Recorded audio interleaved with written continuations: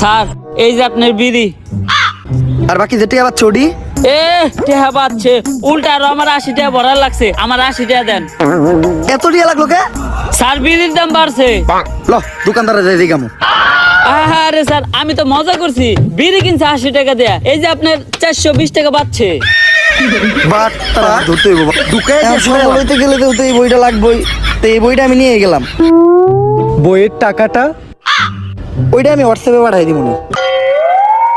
গুরু আজকের থেকে আপনার লেহাই বইটা পইরাই আমার শয়তান ধরার যাত্রা করলাম শুরু।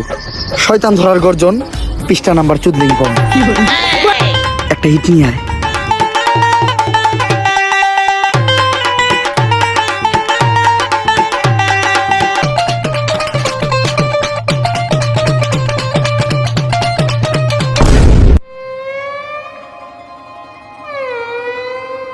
কপাল ভালো আমি কানা আসলাম না, নাহলে আপনি আজকে আমার লগে এই কামটা করতেন।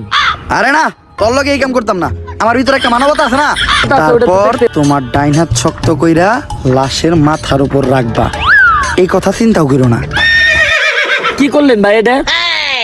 যদি এটা কইরাও ফেলো তাইলে মাথার উপর থেকে হাতটা সরাইয়া হাতটা লাশের বুকের উপর রাখবা, এইটাও করা যাইব না। কারণ এটা করার লগে লগেই লাশটা বাদ হয়ে যাইব, ওই লাশ দিয়ে আর আত্মা টাকা সম্ভব না। ভাই ভালো করে পড়ে দেন, হয়তো কোনো সমাধান অবশ্যই আছে। যদি এই 2টা কাজই তুমি কইরা ফেলো তাইলে ওই লাশটা ঠিক করার একটা উপায় আছে। একটা উপায় আছে রে, বাচ্চি এইটা মনের ভুলেও পাইব না। আমার লারের বই এটা আমার লার, এই বই দিয়ে আমি ভূতি ডাকবো না।